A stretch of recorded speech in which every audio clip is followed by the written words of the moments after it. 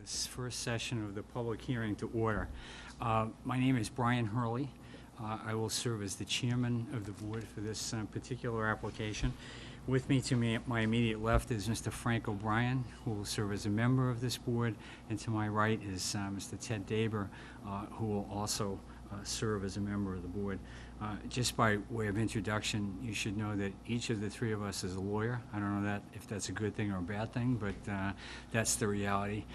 And as Peter knows, Mr. Freeman knows, I have some experience in the world of 40B, having tried about 5 or 6 cases on both sides of the V involving 40B projects, so I come to it with no predispositions but some experience, and that's all I can say about that. The first thing I'd like to do is to read the legal notice before we get to some of the other administrative details for the evening. And the notice is dated, well, actually calls for hearing on July 24, 2014. It's on the application of 131 Elliott Street LLC and Stephen A. Conley, trustee of the Carrick Realty Trust, with respect to the property located at 131 Elliott Street at the corner of Central Avenue in Milton, as shown on Assessor's Map, Section E, Block 24, lots 45 and 46. The property is located in zoning districts Residence C and Business. The application requests a comprehensive permit pursuant to General Laws Chapter 40B, Sections 20 through 23, as amended, to allow the redevelopment of a portion of the Hendry's Ice Cream Factory building and the construction of a single 3 to 5 story mid-rise building with 57 residential units, 25% of which, that is to say 15 units, will be affordable households earning up to 80% of the area median income. And as set forth in the notice, the application and plans are on file with the board and open to public inspection. At this point, I've asked Ms. Fitzgerald to prepare for me a list of what the record consists of, at least the written record consists of, before the board, and I'm sure that record will grow as time goes on and we have different sessions of the public hearing. But for purposes of this evening's hearing, I can tell you that the record consists of the following: the legal ad that I just read to you, the formal 40B application, which includes as exhibits to that application the official development questionnaire that was promulgated by the board, a narrative description of the property and the proposal, the specific waiver request. And let me just stop on that, just for those who don't understand what a waiver request is. One of the essential elements of the statute of 40B is that it allows boards of appeals in certain circumstances to waive certain local requirements under the zoning bylaw and other forms of regulation, and the applicant has to ask the board specifically which regulations it wants waivers with respect to, and so that's what the waiver request refers to. There's a tabulation of ground coverage units. There's an assessor's map with an aerial map attached. There's the letter from the Massachusetts Housing Partnership Project, which is the funding eligibility letter for the project. There's the DHCD subsidized housing inventory for the town of Milton, which I understand and I recall shows that approximately 4.5% of the units, housing units in Milton, are affordable within the definition of DHCD, which means that we fall below, obviously, the statutory 10%. Also is a purchase and sale agreement and a reference deed, and we can obviously talk about this as time goes on, but that's obviously intended to show site control, which is one of the 4 elements to any 40B application. There's the 131 Elliott Street LLC documents, the certificate of organization from the Massachusetts Secretary of State. There's a standard MHP form regulatory and affordable housing agreement for a limited dividend organization under Chapter 40B. There's site work and engineering plans, architectural elevations, and floor plans. Those are all part of the application. So that comprises the attachments to the formal application that was filed with the board. We also have a stormwater report from an engineering firm, a technical memorandum from that same engineering firm. Again, we have separately the Mass Housing Partnership eligibility letter. We have a letter from the Board of Selectmen for the town of Milton setting forth various considerations they want us to take into account as we consider this application. A letter from the town engineer, John Thompson. A letter from the police chief, Richard Wells, as well as the certified abutters list. And that presently comprises the record. And Mr. Freeman, if you can think of anything I'm missing right now, please feel free to tell me, but that's... Thank you, Mr. Chairman. Just one thing which is not in the tabular attachments, but it is the Gill and Associates traffic. Yes, and I know we have that among the papers, and thank you for reminding me of that. Before I leave the subject of the certified abutters list, it came to my attention today, and actually from both Mary Fitzgerald and Mr. Freeman, that one of the abutters, Massachusetts Bay Transportation Authority, MBTA, was not given the certified mail notice of this public hearing tonight. And I understand that informal notice was given today from I think the town planner in a conversation with a representative of the MBTA, but the reality is that we did not give the certified notice that was required. I believe that the way to proceed on that issue, and I open this up to you, Peter, for your input, I think the best way to proceed is to go forward this evening, but to give certified mail notice of the next public hearing that we schedule, the continuation of the public hearing, directly to the MBTA, so that they have full opportunity to participate and be heard to the extent they choose to. Is that an acceptable approach from your Yes, thank perspective? you, Mr. Chairman. I have discussed that with my client in advance, and we are comfortable with that. Thanks. Okay. Well, so that covers then the record aspect of it. Let me just discuss very briefly for the audience and for people who may be watching this on television this evening. Chapter 40B is just as you would have expected it to be. It's a measure that's designed to promote affordable housing throughout the Commonwealth of Massachusetts. It has very specific criteria. And the DHCD, the Department of Housing and Community Development, has adopted and promulgated very comprehensive regulations as to how various issues are to be determined, and it includes procedures that govern how boards like ours are to operate. And I'm familiar with some of it, and we will become more familiar as we go through this process, but we will pay close adherence to both the statutory provisions and to the regulatory process that's been laid out.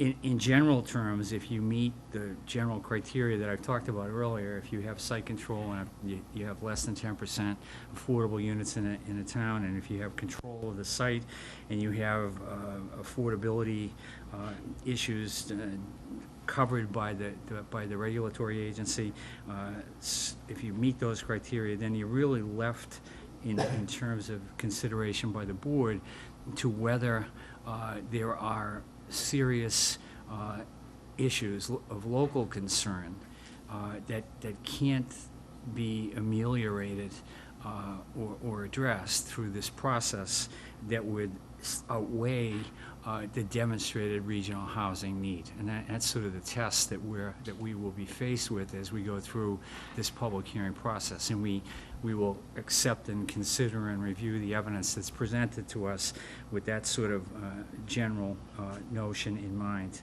So it's a fairly sophisticated process. There's a lot of law that governs it. There's been a lot of case law that has been generated by the Housing Appeals Committee that really helps us, gives us some guidelines and guideposts as to how we're to proceed, and we will do that to the best of our ability.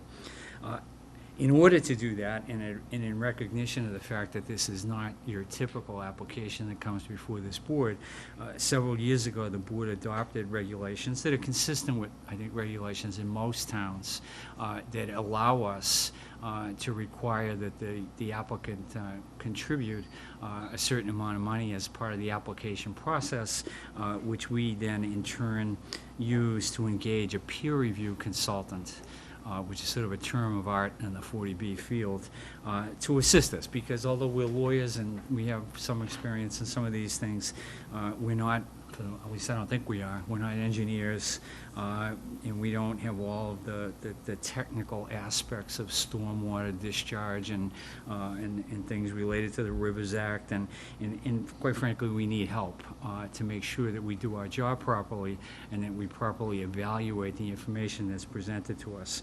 So in preparation for this meeting tonight, I consulted with several of my friends in the field, lawyers who practice in the 40B world, to get some recommendations on who we might engage to assist us in that process. And I was in direct contact with a firm that I'm sure Mr. Freeman is familiar with, Horsley and Witten, Janet Bernardo and Richard Clador, and asked them if they could assist us with the process. They came highly recommended to me by people that I trust in the field, and they have presented to us a proposal which Mary has disseminated to the other board members over the last couple of days, and it's my intention, and I hope to take a vote right now, to go ahead and engage Horsley and Witten to do a peer review study of all the materials that have been presented to us to date and to those in the future. When I say peer review, it's not a critique necessarily. It's just to go through it, help us to understand what some of the issues are that are attendant to some of the materials that have been presented. And then, frankly, as the process unfolds, to engage in a bit of a dialogue with the consultants for the applicant to see if we can reach some common ground, or at least understanding as to what the issues are in the case. They tell me, and we can get to this later when we conclude the hearing tonight in terms of scheduling, but they tell me that they can prepare a peer review report within 21 business days after the time that we get all of the application materials to them. I've asked Mary to give me a full set of those application materials because, just as it happens, Horsley and Witten's office is about a half a block from me on Federal Street in Boston, and my intention is to deliver the materials to them personally tomorrow so that we can get this process to unfold. But what that says to me, and we can get to this later, 21 business days is roughly a month when you add in the weekends, and then you come to Labor Day. My guess is that probably the next public hearing won't be until sometime in early to mid-September, would be my guess, based on that time frame. But we can talk about that specifically later. So before I leave that, as I said, I submitted it, or had the proposal sent to both Frank and Ted before this evening's events, and I'd like to ask them for their thoughts on the proposal, and then we can perhaps take a vote on whether or not to authorize me to sign it and to move forward with Horsley and Witten as our consultants. Frank? Thank you, Mr. Chairman. Good evening, everyone. I've looked at the materials from Horsley Witten Group.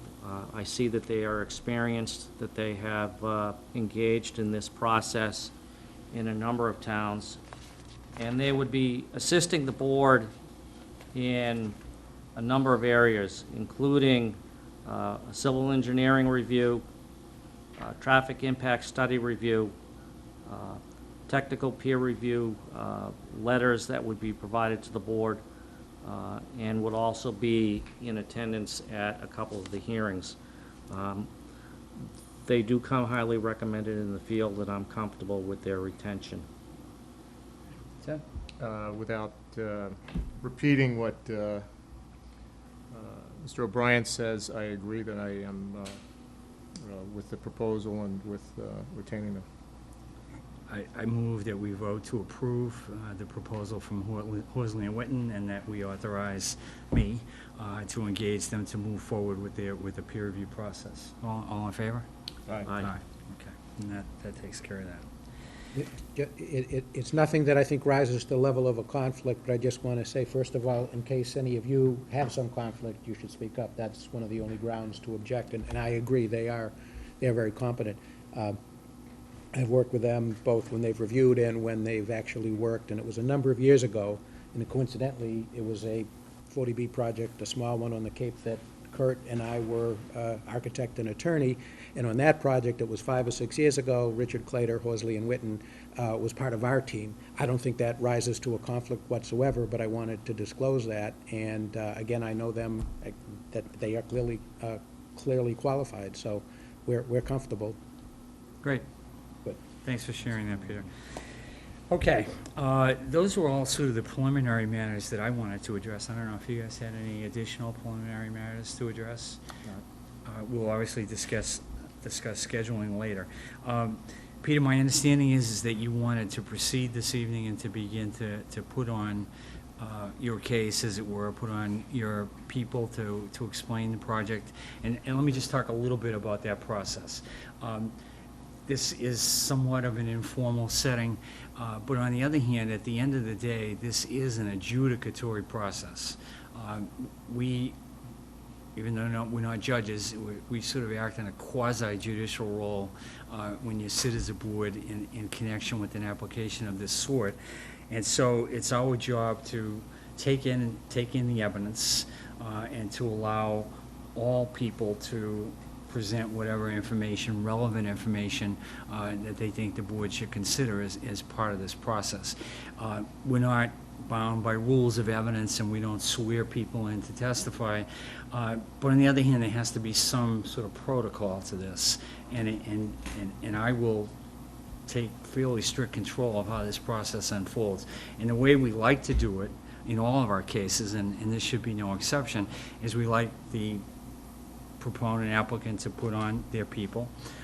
If people have questions of those people who have testified, we ask that you direct those questions to the board, and then we in turn will decide maybe to rephrase them or whatever, but we do not want to have direct colloquies between testifying people and people in the audience, because then we lose control of that process. So that will be the way that we want to work. So we'll have people ask questions. When Mr. Freeman ultimately finishes his presentation, we will certainly hear whatever evidence people want to put on, including testimony from the Horsley and Witten folks when they come here, and they at least in their proposal, we contemplate that they would be here at least once and perhaps twice, depending how the process unfolds. And obviously, if people want to engage their own consultants, we'll hear them as well. So with that preface and understanding, Peter, the floor is yours. Thank you very much, appreciate it. For the record, Peter Freeman, Freeman Law Group in Yarmouth, representing the applicant. The first thing, if I may, I just want to quickly turn and say to the audience, we apologize for having our backs to you, but because of the setup and the microphones and the camera, we are supposed to sit here and look that way. We'll certainly try to speak up loudly enough for you to hear. Personally, I know sometimes my voice, for whatever reason, is too quiet, so, if you need us to speak up, please do so, and I apologize that our backs are to you, but no intention there of anything. Thank you. So first, I would like to introduce the team, and I'll start with my far right, your left, Jack Gillen from Gillen Associates on traffic, Chris McCarthy, Alan Majors, our civil engineers on the site and planning on the engineering aspects, Kurt Raber, the architect who I've worked with many times, from Brown, Lundquist, Finuccio, and Raber, last but not least, the architect for the project, Steve Connolly, principal of the LLC, the applicant, and again, Peter Freeman, Freeman Law Group. So what I would like to do is be very brief myself, which should be welcome to other lawyers. I won't ramble on. I always say that and usually fail. But in any event, I thank Mr. Hurley, I thank you for that good summary, both for us and the board and the public, because it does remove any desire I would have to kind of summarize 40B and those types of things, including the contents of the application, which I will only say we try to be very thorough. Not that there won't be supplementary things as we go along, but we try to be very thorough, and I do think it's a very good, complete package. So our intention is I will, in a minute, just quickly go through the jurisdictional things, which are straightforward. I will then turn the rest of the hearing tonight over to the team, and we'll start with, in a minute or two or three, the civil engineering, and then we will go to the architecture, and then Jack Gillen will go through the traffic study that, again, has been submitted. I know it's very big, but he will explain that. So on the jurisdictional items, as Mr. Hurley mentioned, there are three requirements. One is that there be site control, and we have that because there's a purchase and sale agreement between the owner, that Carrick Realty Trust, and the applicant LLC. So that's number one. Number two, you have to be a limited dividend organization if you're not a public agency or a nonprofit. So clearly, we are a limited dividend organization, meaning that the applicant agrees to be bound by the profit limitations under 40B, and in this case, the MHP, Massachusetts Housing Partnership requirements. So by virtue of agreeing to be subject to those rules and regulations, which will ultimately, by way of a regulatory agreement that will be signed and recorded and binding on the applicant and the project, that means that they satisfy the second prong, which is to be a limited dividend organization. And by the way, we did submit in the package the standard copy of the regulatory agreement and affordable housing restriction that will ultimately be signed between Mass Housing Partnership, MHP, and the applicant. And the third prong is that you be eligible to receive a government subsidy for, in this case, rental housing. This is a rental apartment proposal and project, and so we have met that prong under the regulations, which I won't cite specifically. I'm sure you're familiar with them. But the way one shows that you've satisfied that requirement is to have a so-called site approval or project eligibility letter, in this case from Massachusetts Housing Partnership, the subsidizing agency. And that's in our tabular submission. The project eligibility letter is dated June 5th, 2014. So we have met all three prongs of the jurisdictional requirements in order to be able to be here with standing.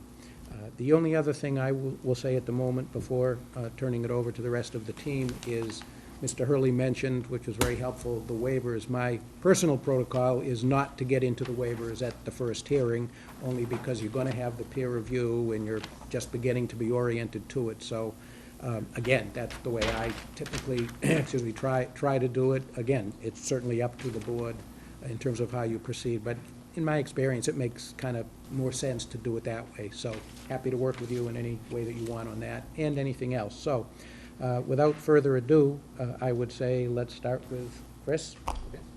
I'm going to. Please do. Mr. Chairman, for the record, and members of the board, ladies and gentlemen, my name is Chris McCarthy. I'm with Allen Major Associates. We're the site civil landscape architects for the project. I'd like to give a brief overview of where the site is located. I'm sure you all know, but it's at the corner of Elliott Street and Central Avenue. It's bordered by the, adjacent to the Central Avenue T Station. It is the site of the former Henry's Ice Cream Facility, and that it is alongside the Neponset River. The, as you can see, the existing building structure is outlined in black. The property boundary is outlined in blue. You will notice that, You know what? Hold on a second. can you see all this? No. Do you want to come to the front, or? Just go ahead. Okay. The property boundary is outlined in blue.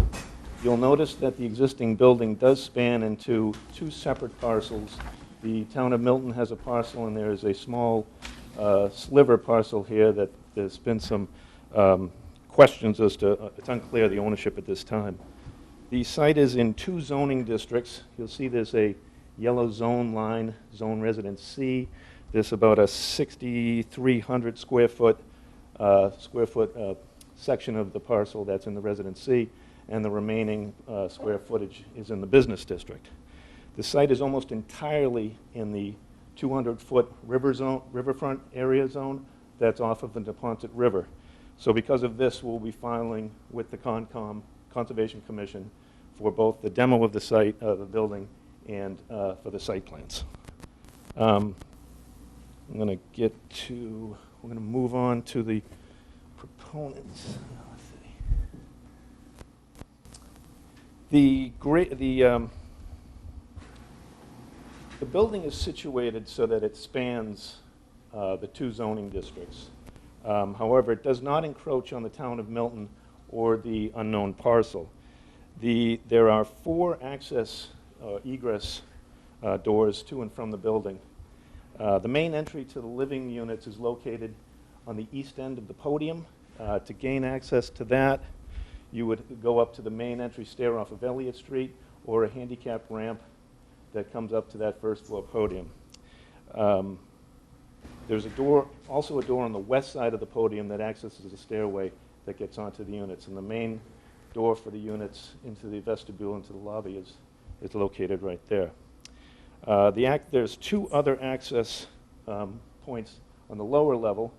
One is off of a walkway off of the corner of Elliott and Central Avenue down to the lower level, and there's also an egress door facing Central Avenue that takes you into the lower portions of the building, into the proposed garage. The access to the garage is off Elliott Street, 2-way access that starts at about elevation 30 and slopes down under the building. And if you look on the rendering, the darker yellow is the living units. The lighter yellow is the parking garage below, and that's only for one level. It only stops at one level, so everything else rises from that point on. The access to the podium,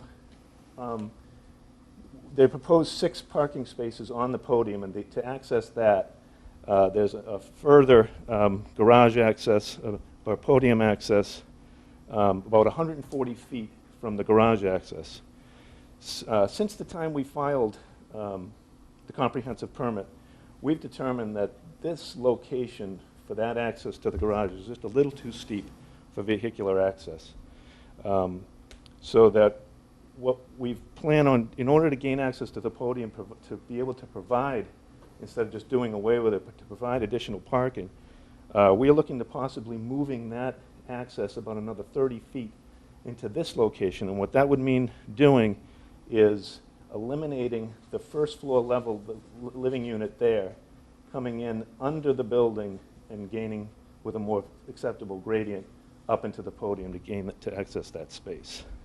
We would plan on amending any site plans if that's acceptable for the next hearing. And just to clarify one thing, which is somewhat funny, I will say, but actually there was a miscount on the units. The building as designed and drawn before this vehicular access up to that podium level actually is 58 units. We're not proposing to change to 58 units, but ironically, again, we didn't realize it earlier, but ironically, that unit that he says we will likely have to remove or will remove to change that access will still result in 57 units.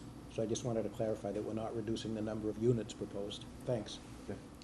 The new drainage infrastructure is minimal. We're proposing a trench drain before any stormwater runoff would run into the garage.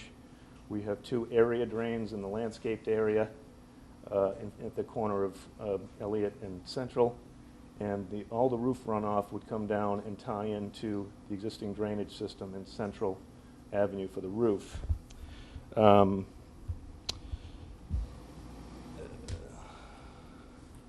One fact about the drainage, we have less impervious in the proposed condition than what exists.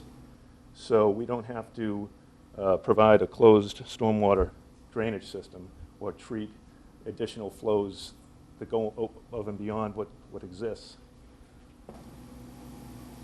Moving on to site utilities. Natural gas connection is in green. That ties into Elliott Street and ties into the building here. Domestic fire and water tie into the water line in Elliott Street and into the building there. Sanitary sewer, which is preceded by a grease and oil trap, which is located inside the building, ties into the sewer main in Central Avenue. And the underground electric would tie into the riser pole on the other side of Elliott Street, underground, transverse this way to a transformer, and into the building there.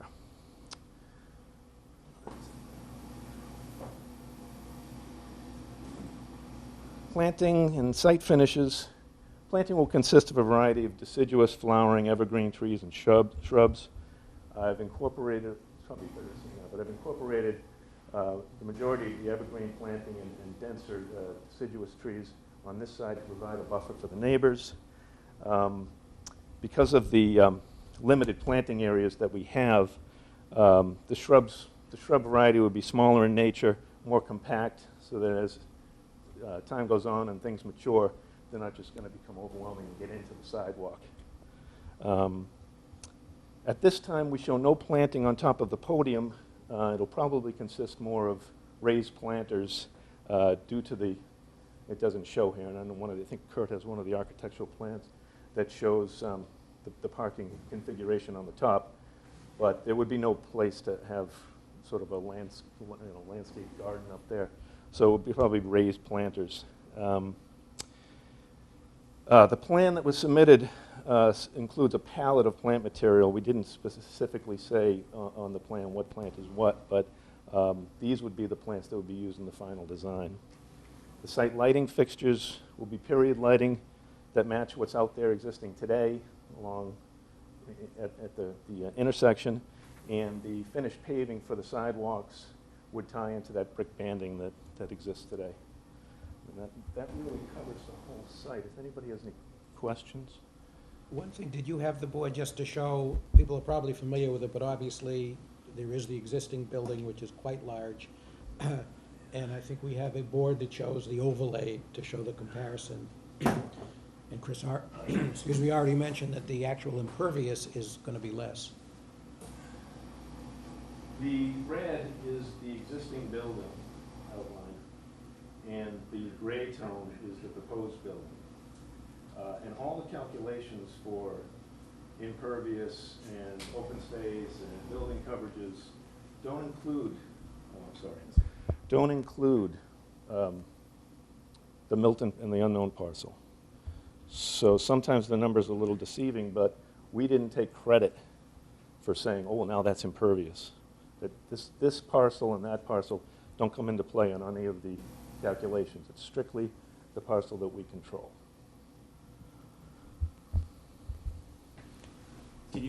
Anyone who has a question, please feel free to ask. Would you just identify yourself by name and address? Peter Mullen, 19 Gaskins Road. What's the distance from the intersection of Elliott and Central to the entrance to the underground garage? Approximately 30 feet. And what's the slope of the ramp down into the underground? What's the elevation from where it goes to where it goes to? It goes to from 30 to 26, and it's a 5% slope. It does rise up so that the runoff from Elliott Street won't just pour right into the garage. Gets a little mound and then goes down. All questions will have to actually go up because we're broadcasting live. So they have to go up to the seats? Or you can pass the microphone. Okay. You repeat questions. Who's going? Ladies first. Hi, I'm Keith Mills. I reside at 39 Hawthorne Road in Milton. My wife and I own a Esprit de Vin right across the street from the proposed site. Just quick question. You say it's 30 feet from the corner of Elliott and Central to where the proposed egress is? I believe that's correct. Actually 30 feet the crosswalk. I don't have that exact dimension from that point right there, what you're asking. Don't have that exact dimension, but I can figure it out. Okay, so then I guess my question then is, being there for 13 years almost, there's a bit of a slope going up there, and during the winter time, there seems to be a lot of slipping and sliding. Do you foresee any issues regarding safety as a result of people trying to get in and out of that egress? I'm going to leave that, I think, up to Jack. Sure.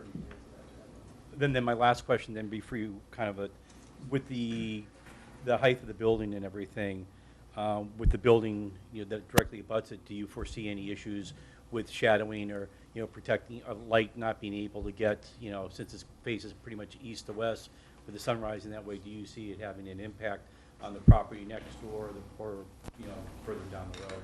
No, we have southern exposure all on this side. North is straight up this way. So Yeah, but the sun goes east to west though, doesn't it? Sure, yep, it's gonna come, in the winter months, it's lower, so it's gonna be lower in the, Speaking of the sun, to my cute angle there.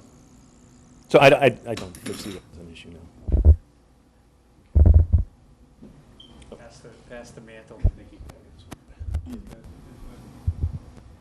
Catherine Ware, 152 Elliott Street.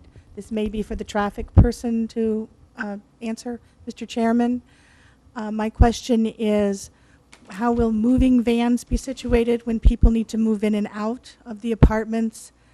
Slightly more transient population than would be for condos. The parking spaces that are currently available to businesses on Elliott Street there are 5 or 6 right in front of 131 Elliott. How many would be lost? And what kind of construction problems would there be with trucks on the very narrow Elliott Street during construction and development? Is that something you're prepared to address, or? I can answer the question about the parking on Elliott Street, and particularly as it relates to when we have to move this way. Right now, between where it bumps in a little bit there, about 3 feet, you got about 8 cars, and then the building where the loading dock is and stuff. So you can fit 8 cars. I saw 7 there today, and there was 1 empty spot, so that was a good confirmation for me. I did a quick study. I had a sketch where if the roadway moves this way, and about, say, 15, 20 feet we allow before a car can park in front of the garage entry, we can fit 7. You only lose a car in that scenario. Now granted, it's not a legal zoning stall, it doesn't have depth, but it does get you off the stripe. What was your first part of your question? Oh, the deliveries. Moving in and out. I don't know. The moving in and out? Anybody want to address that?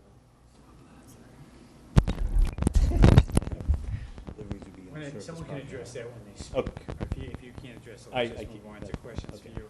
You had a question you wanted to yeah, get? get possible answer to that, but I'll defer to Kurt if he has any more info when he presents, but naturally it has to be designed properly, but I think the intent is that the trucks could go up to the, that platform or podium that's been described. So that's part of the reason to design that absolutely carefully.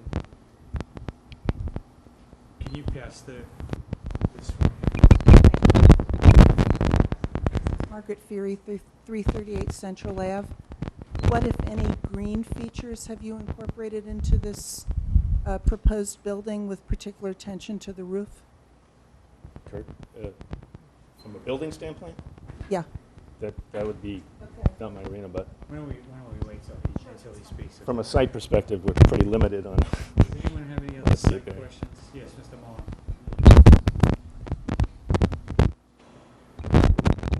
Mullen, 19 Gaskins Road. I wonder if you can tell us the height of the building at its highest point, and I wonder if you can tell us how close to the lot line the building is as it goes up Elliott Street. I think that's probably west.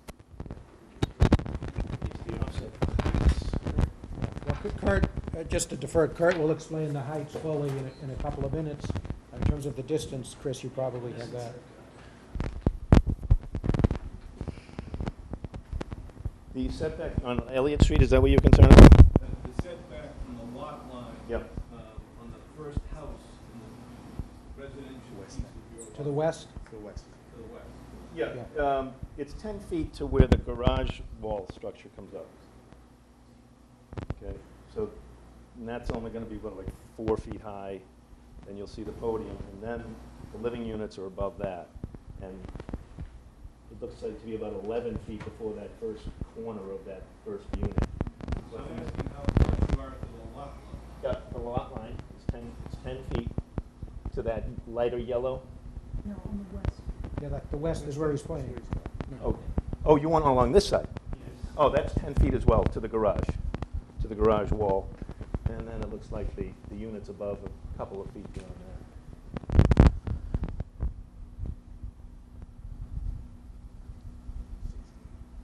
Any other questions from members of the public? All right, why don't we sit back now if you guys don't mind. I just have a couple of basic Sure. questions for you once we get seated again.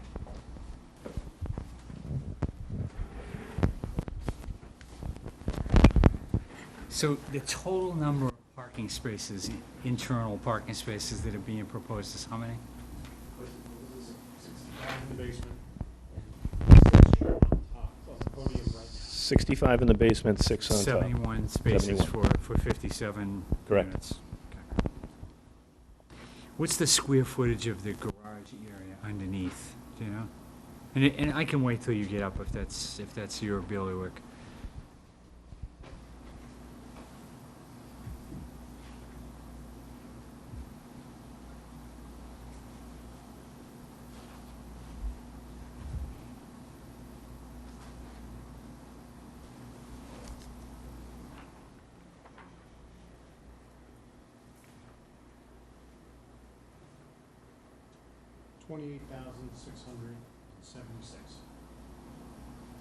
And how will parking be handled? Will it be so many spaces per unit? Will they be assigned, or are they just, is it a free-for-all, whoever gets there first? One per unit assigned to each unit, and then the balance would be guest overflow down.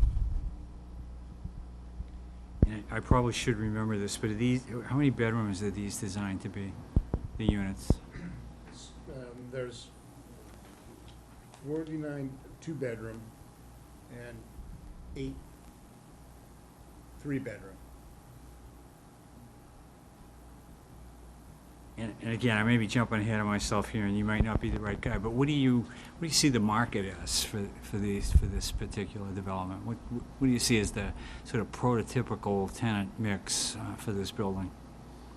Well, we actually, if I may step in, not that Sure. I have a definite answer, but just by way of background, we did, both because we would have done it anyway, and MHP wanted to see it, a market study. Was it Lynn Sweet who did that? Lynn Sweet or Sweet Consulting, but she does, she does studies like that, and I've worked with her before.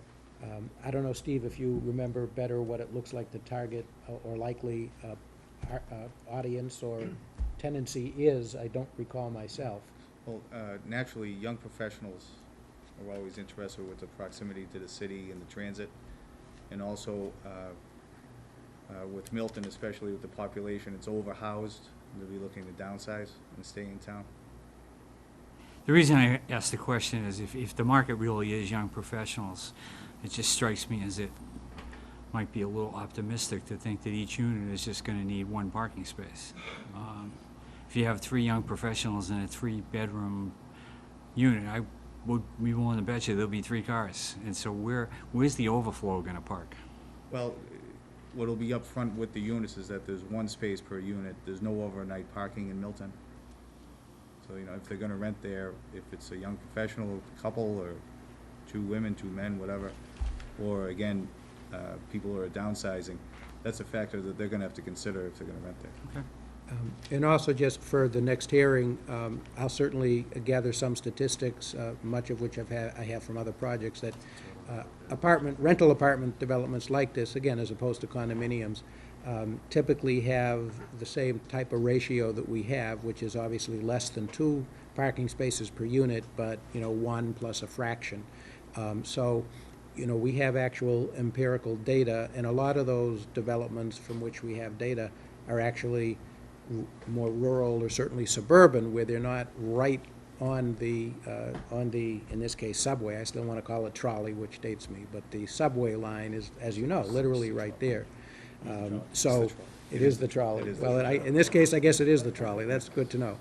So, in any event, there are factors like that, and, its proximity to shops and to the neighboring areas and all of that. So, we understand that that's a question. We're comfortable. They wouldn't go into it if they weren't comfortable that it would still attract the tenants. And, with good management, and they have a lot of experience, the applicant, I didn't go into that, but I think we said a little bit about it in the application. They own and manage many, many other rental apartments in the general area. So, you know, we'll certainly do our best to give you statistics and to satisfy you on that. Frank, did you have any questions of this witness? Not this time, Mr. Chairman. Okay. We'll probably speak to you again, but, Ted? My main questions, what you covered with the parking and Peter, why don't you Chris, call your next person, if you would? Chris, want to grab that and measure that real quick? Oh, I guess Chris is just going to measure. It is 80 feet to answer your question. Who had the question about the distance to the, The intersection to yeah, to the the, yeah. intersection? It's 80 feet. Not Five 30. feet. The intersection, though? That's Well, what like, the really question I depends. think he was asking was to that point. That's why I went to the 30 in the beginning, but Would you measure to the but crosswalk? that crosswalk is 30. That's why I had that on my head. Yeah, to where the, yeah. All right, then, Kurt, you're up. Hey, Chris. Thank you.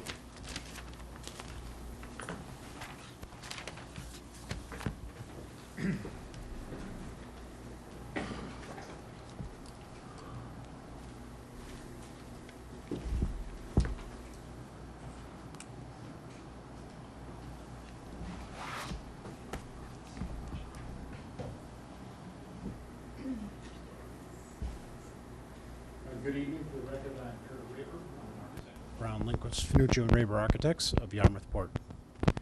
And we're very pleased to be part of this project along with this team.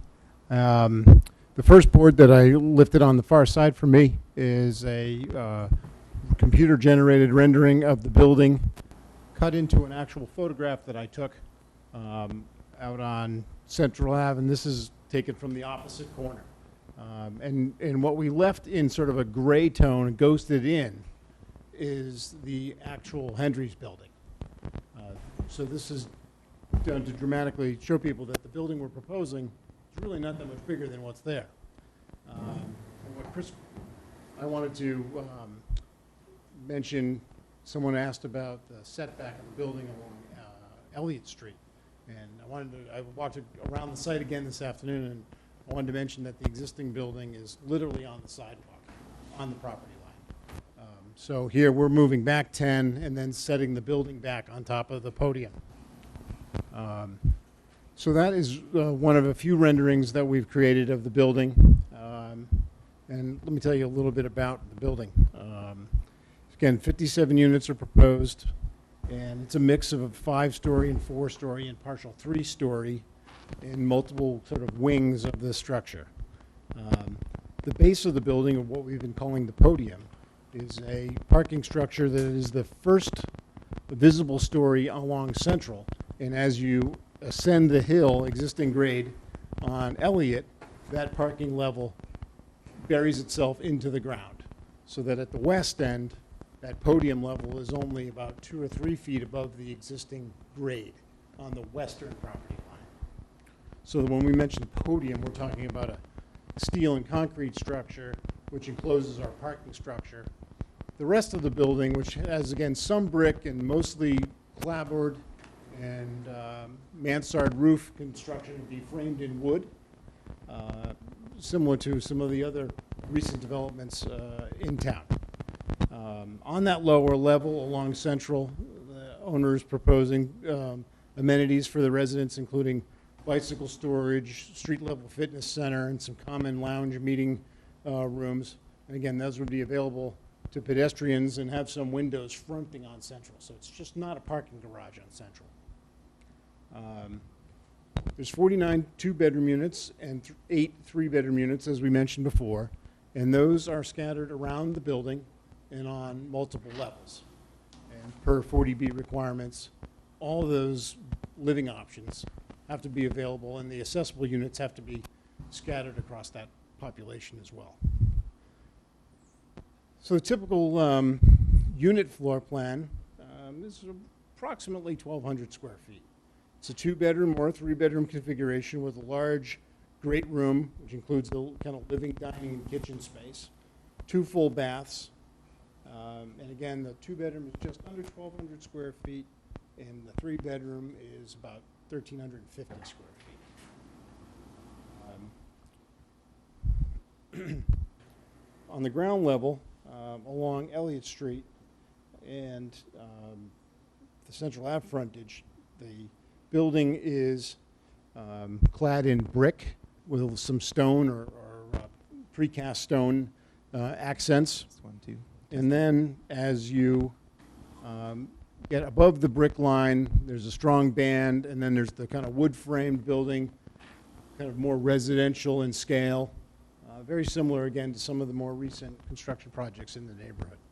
And then once you get to the top of the third residential level, there's a strong cornice band, which begins the roof line.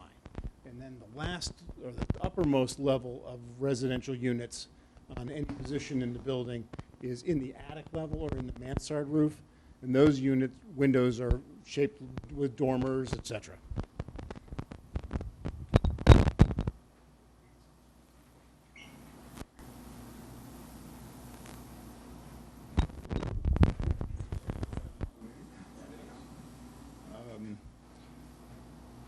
Again, the parking garage below grade has 65 spaces. There are 6 proposed on the podium. And we've got a scheme where we thought we might be able to add to if we were able to relocate our driveway further west on Elliott. Building is, the podium is set back typically 10 feet from property lines on the west and Elliott side. And the wooden framed residential units part of the building on the 1st through 5th levels is wood framed, and the setbacks there are quite varied. And we tried to sculpt this building with a lot of ins and outs. The bay window elements, or the tall bay window projections, are the living room areas in those bays. And we're trying to get a building elevation that has a lot of variation, a lot of ins and outs, and a lot of shape and trim details.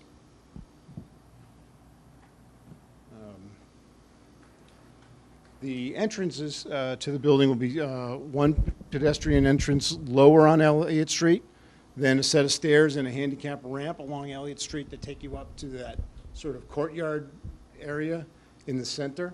Then there's the main entrance.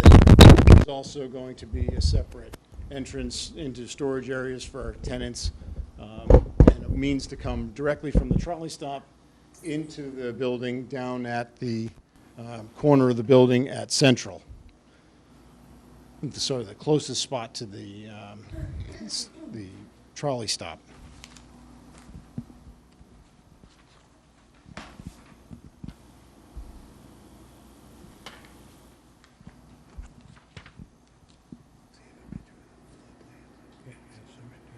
Again, this building is situated right in downtown Milton, in this busy, commercially zoned area. Right across the street is several businesses. Again, just around the corner on Central into the south, just southerly of the intersection, is a new 4-story building with parking below. And I believe that was a process that went through this board. Just northerly on Central is the MBTA stop, and then just a short walk across the bridge over the river into Dorchester. There's more shopping and access to bus routes and other mass transit possibilities. Some of the other things that as you proceed east on Elliott, you go past the new successful restaurant in the Fallon building and some other new developments which are coming along nicely as you get further down towards the east. So we think that the people who live here will enjoy and contribute to restaurant shopping. They'll be able to use the bike path, and the dry cleaner, the salons, and the other local services will benefit nicely from the clientele that will be living in this new building. So I want to talk a little bit about the design intent and the process to how we got here. We started with, frankly, a larger building, and we started to kind of sculpt it and figure, how do we get a successful project to work on this property? Well, it's a unique shaped site. There's that corner of the site, or what people perceive as the site, which Mr. Connolly doesn't control, and that's a town-owned piece. So our site plan is really L-shaped. And we looked at multiple configurations. Thanks. So this wasn't available to us. So how do we create a building that has some ins and outs, an L shape? How do we set it back from Elliott? And how do we create some variety?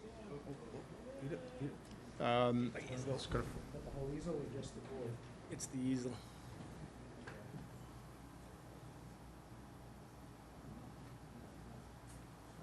I'll get. You go ahead. The engineer is needed. Yeah, I'm not the lawyer.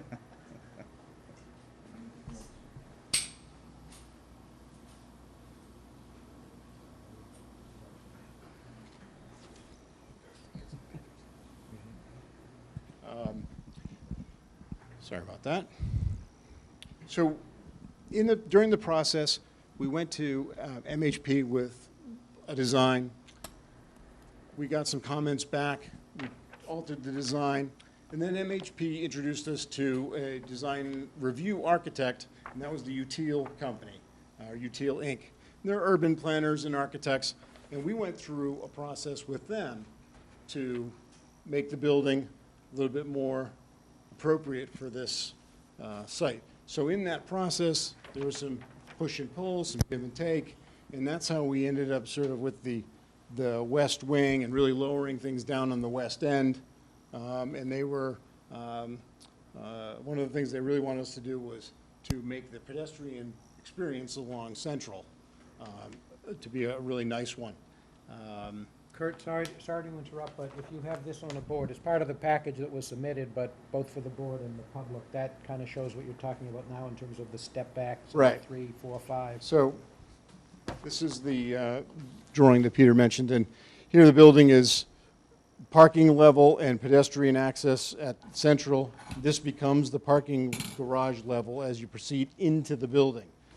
Then there's 4 levels of residential. Then as you step further back and you're almost a third of the way up Elliott Street, the building sets back in the site another 40 feet and then jumps up a story, then almost down to the end where we get to the point where we change from business to residential zone.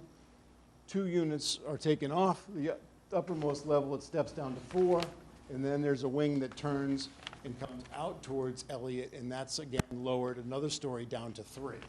So there's multiple levels in the roof, multiple levels in the facade, and that's all to kind of break it up, give more opportunities, more corners, more opportunities for glass and windows from units.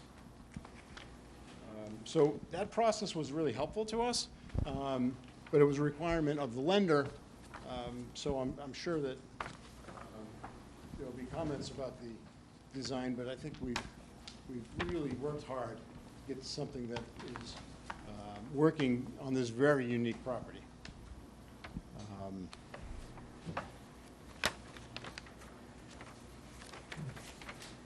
The upper level, as I mentioned, is up in the mansard. So the upper level units have great windows and will, in some locations, have fantastic views, perhaps all the way to the city or down the river in either direction, or just of the neighborhood.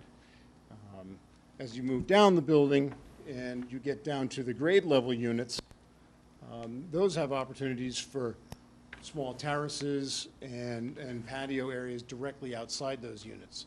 So it's a trade-off sort of being at grade or being up in the attic. The upper levels of the building are clapboard siding and awning and double hung windows, and kind of familiar details to I think most of the people in the room, and many new buildings in the area are very similar in design and detail. Again, it's a variety of heights. We've stepped back and put the tallest part of the building at the rear end of the rear edge of the site, parallel with the railway, parallel with the river beyond, So I think this is a unique design, fits a unique site. I'm sure there's going to be lots of questions. Do you want to briefly just pull out the typical floor Yeah, plan? why don't They're I- a I'll bit quickly different. flip Not- through the not- I don't think plans. you need to go through all of them, but perhaps the garage level too, and you know, one of the floor plans.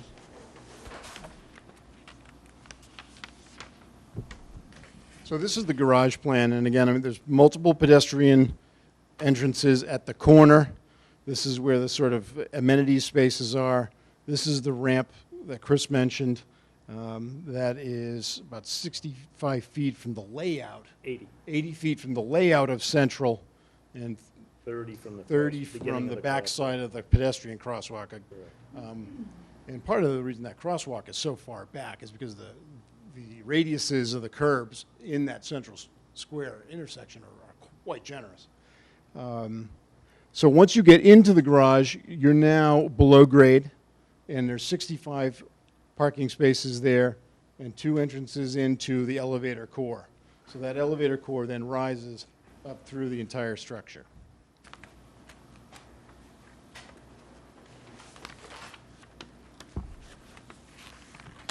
This is the first floor living, which shows the parking up on that podium.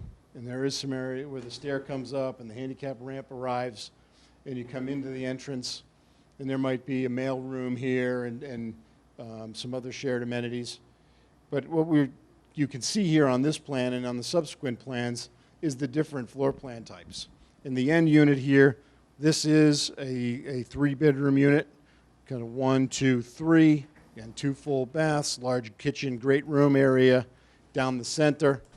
And that, again, is very similar to a standard 2-bedroom unit, which just doesn't have that sort of third bedroom off to the side with a shared bath. I'll move up a couple plans till we get to the upper level. And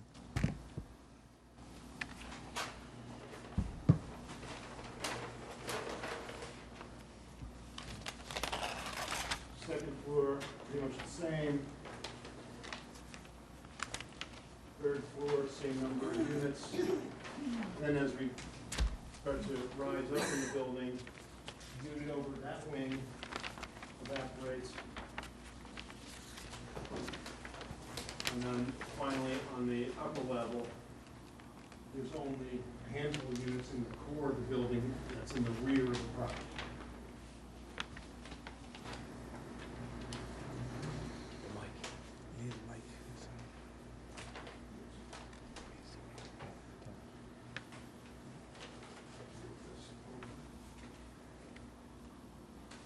And Kurt, pick up the mic again if you could.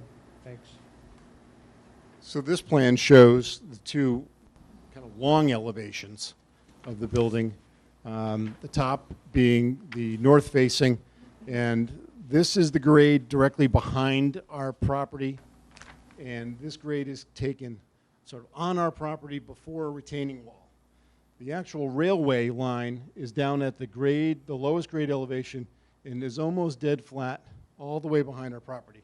So just a couple feet away from our property, the MBTA has a tall retaining wall, and so the trolley actually disappears and is much lower than the rest of the neighborhood as it continues to the west. This is the Elliott Street elevation, and again, the road is rising up from the intersection and almost a full story higher at the west end. Again, the building is stepped back here, and right here in the knuckle where the entrance is where the elevator would be. Again, the center part of the building where the roof is the highest, it's also set back the furthest from any public way. And then at the west end, we're 4 stories in the rear, and right at the 3 units that face Elliott have max 3 stories high. We do have, but this is the elevation at the west end. Again, 3 stories right at the front of the site, and this end where my hand is the Elliott Street. It's 3 stories, then 4, and then this roof is the roof of the 5-story, but that's, let's see, the building is 60, the podium is 10 feet from the west property line. The residential unit is 16 feet from the west property line. In that 5-story roof is going to be another 40 feet from that. So it's going to be over 56 feet from the west property line to the tallest part of the building. And then the little bump in the is the elevator overrun space, which really barely be visible from any part of the public way path. And then this is the elevation at Central, and this is the elevation of the building behind the town-owned parcel. So this small half of that elevation is within 10 feet of Central Ave. The other half of this elevation is well over 110 feet away from Central Ave. So that's a short, brief run through the architectural plans. These are the same drawings that are in the 11 by 17 packets that are part of your application. Let me open it up to questions from the audience. Mr. Mullen again? I wonder if we can be told what the height of the building is at its highest point measured from Central Avenue.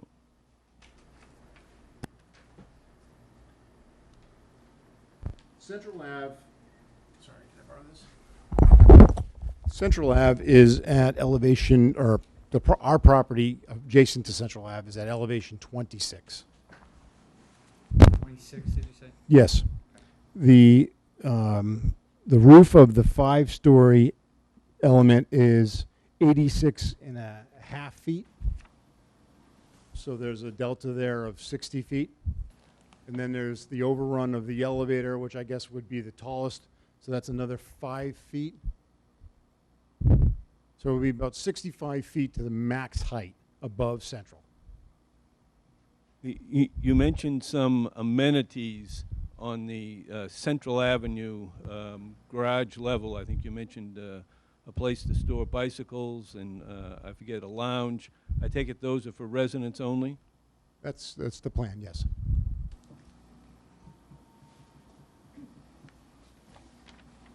Could you pass the microphone back, sir? Matt Zoller, 313 Elliott Street.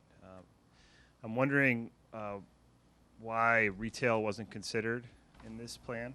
Is it something in the MHP 40B reg, or what's the thinking there? No, I think it's a choice. Mr. Connolly in his business, he's a residential property manager. That's his core business. I can also embellish a bit, trying to speak to the microphone and to you folks, but the part of it is purely the economic. There's a certain fundamental profitability that has to be there. It's a fairy tale story, not too much and not too little. And so to get the right degree of apartments that makes the project feasible, and with a site that has its challenges, as has been described, we didn't feel as though there was room to take away from residential units. Part of the smart growth, which you're absolutely right about, that the agencies and the state as a whole wants to promote so-called smart growth, this project does do it, even though it doesn't have its own commercial, but it is clearly within a commercial area with lots of big shops and amenities and things like that, and mass transit being very critical. So we understand that question, but that's the answer. Do you have a market study that substantiates that? I'm sorry? A market study that substantiates that.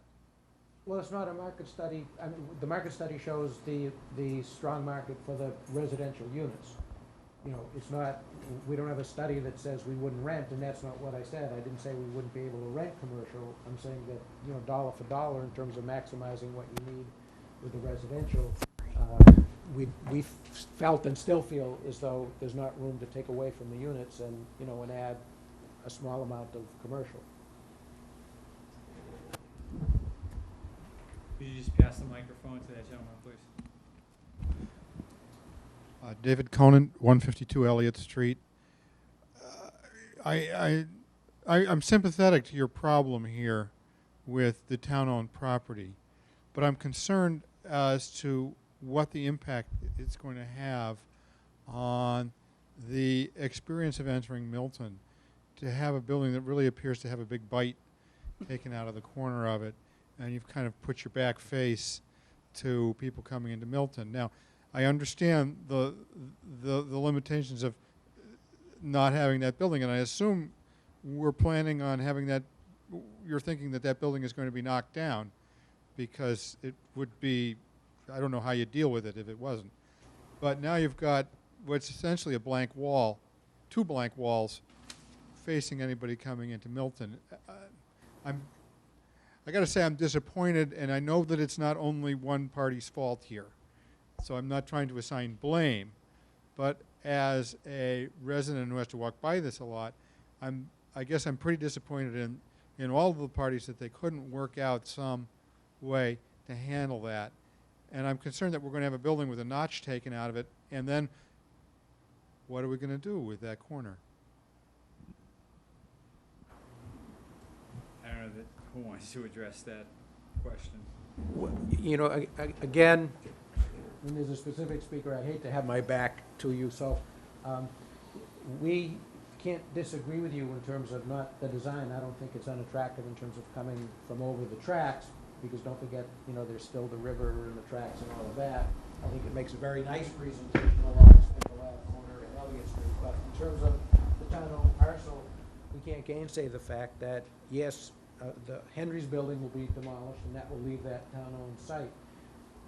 You know, I say this only historically, we want to move forward, not backwards, but, you know, my client has tried to work with the town on that parcel in the past, RFPs and proposals and what have you. So far, it hasn't worked. Might something happen in the future that would be mutually beneficial to enhancing this apartment proposal and enhancing what the future use of the town parcel will be? We would hope so, but as you said, it takes 2 to tango, and we can't control what the town does. So again, I don't think it detracts from the project in any real way, but I understand what you're saying, and if there's a way to do something with the town and this particular developer jointly, we're all ears.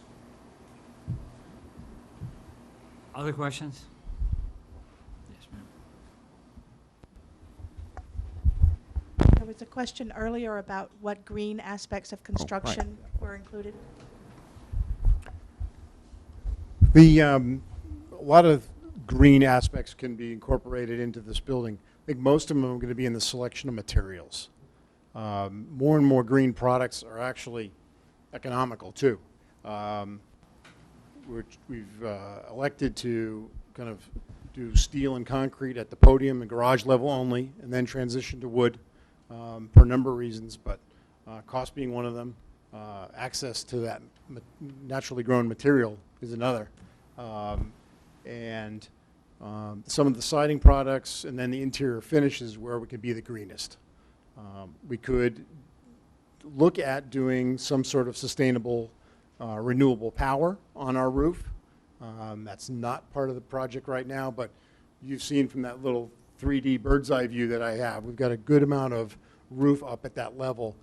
It would be great to think about a PV or a hot water system or something that benefited all of the tenants.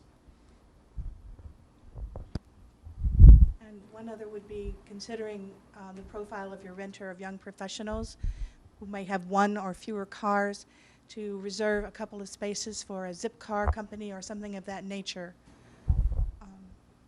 to help in the transportation aspects, not just public, but convenient transportation for people who don't need that extra car.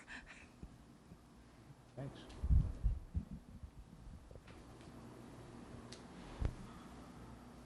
Hi, I'm Kathy Curran, 148 Elliott Street, diagonally across from this property. I'm wondering if anybody... Can you keep your voice up? I can't hear what you're saying. This may be for the traffic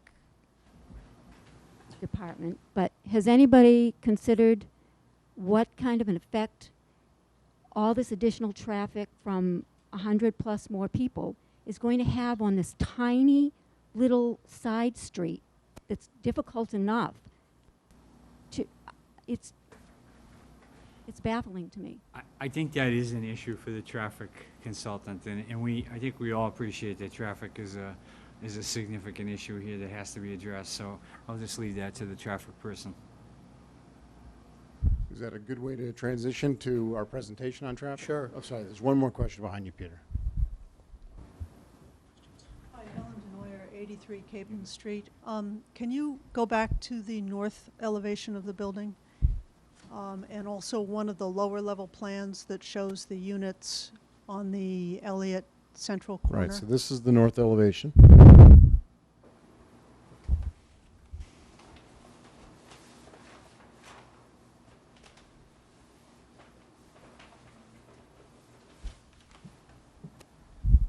Thank you. So, if I'm understanding the north elevation correctly, all of the windows on the left-hand portion would be in a wall that's on the property line. Is that correct? And therefore, it would be potentially a party wall, and you could not have windows in that wall? Is that true? That's a potential here, yes. So, the scenario that you're showing, what would enable you to put those windows on that wall?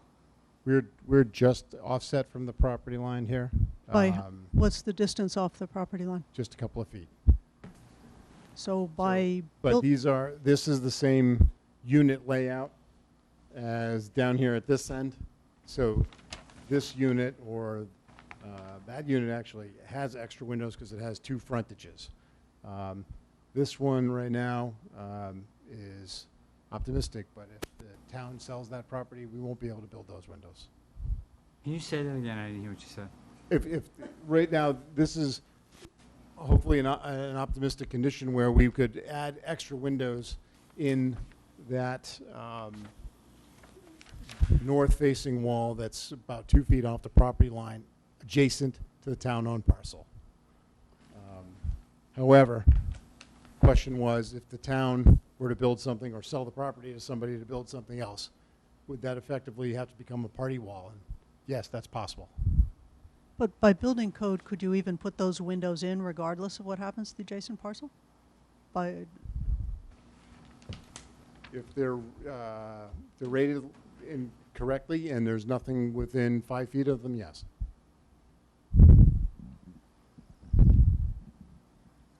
That raised a very, Beth Can we- Neville, Ma'am, can we have Five your Cliff Road. name, your name and address, please? Yeah, Beth Neville, 5 Cliff Road. I just realized that, do I really understand that those windows potentially could face another apartment building? Is that, do I really understand that correctly? We don't have control of that corner of the site that's town-owned right now. Town hasn't told us what they want to do there. It's a business one. Yeah. 75,000. That area is owned business, however.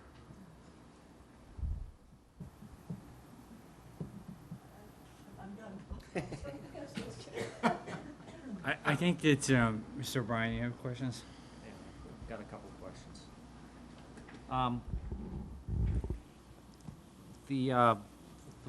On the rendering, the roof line is remarkably clean. Do I take it, I don't see any notations for vent pipes or anything else like that, or air conditioning units or any other equipment? What are the plans for the stuff that usually goes on a roof, like vent pipes and AC units and stuff like that? You're correct. There will be plenty of them, but the building is about 70 feet deep across here. And if they're laid out in the center of the roof span, they won't be visible to any abutter or from any public way. All right, is there a plan or any rendering of any of that stuff in any of our materials? We have not engaged in that level of engineering yet to develop the size of that equipment or the number or the placement of them. Mr. Chairman, I have a couple other questions. Go ahead, please. Maybe this might be helpful for the civil engineer, but looking at this rendering, it would help me. You talked about different building materials that were being used, brick cladding, wood, clapboard. Could you just run through that part of your presentation with this particular rendering? I think that was... I know, but I'd like it with the drawing. Oh, okay, that's better.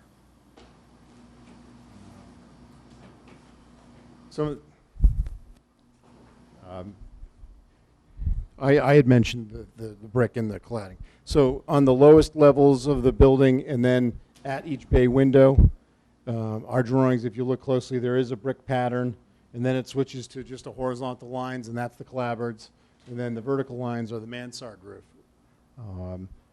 In the renderings, we're showing kind of brick as the brick color is kind of hidden behind the trees there, then a layer of a red clapboard, and then when you get up above the next band trim, transitioning to a lighter color, and then transitioning to even a lighter color standing seam metal roof at the attic or mansard level. So the brick height varies around the building.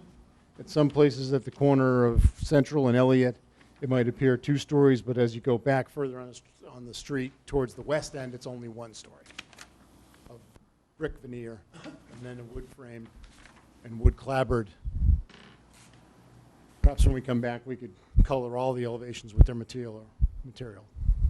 Couple more questions, if you will. The Yeah. garage doors there, what is your thinking? These are pretty generic, look like roll-up doors. And it's my understanding that you want to move them a little bit further down the street, too?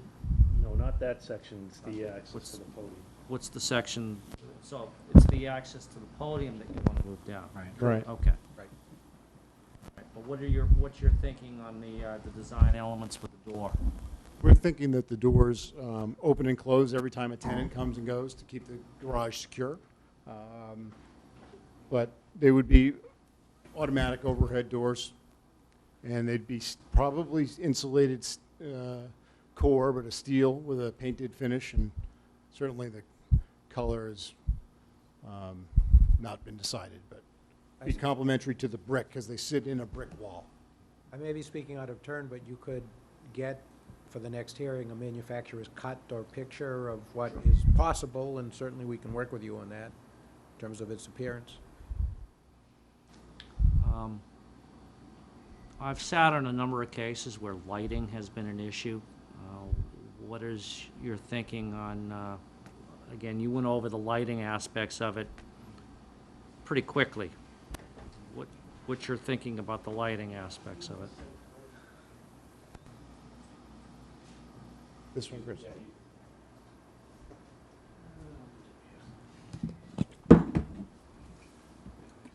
Actually, Kurt, you know, we had these and we didn't pass them out. We Can show pass two, pass those down to the similar board? to the period lighting that's out there today, we show Well, wait a second.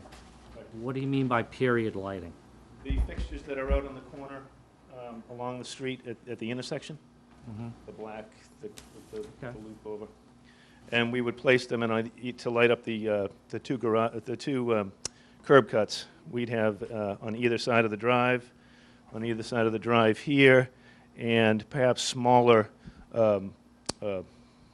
not as tall to light the handicap ramp and the stair. Other than that, all the existing lighting is in place. No lighting on the podium?